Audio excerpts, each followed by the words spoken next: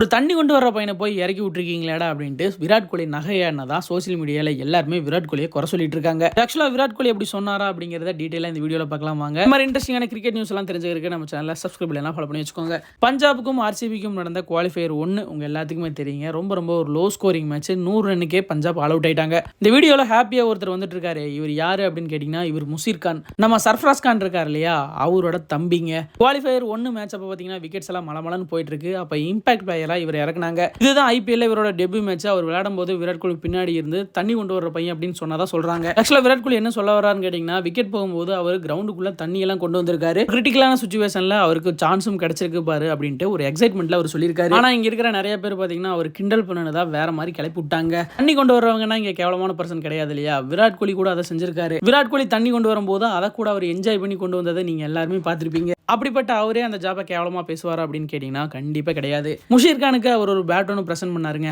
அதை யாரும் பெருசா வைரல் ஆக்கல. இந்த விஷயத்தை தான் பெருசா வைரல் ஆக்கிட்டு இருக்காங்க. இந்த சம்பவத்தை பத்தி நீங்க என்ன நினைக்கிறீங்க அப்படின்ட்டு கமெண்ட் பாக்ஸ்ல மறக்காம கூட ஷேர் பண்ணிக்கோங்க.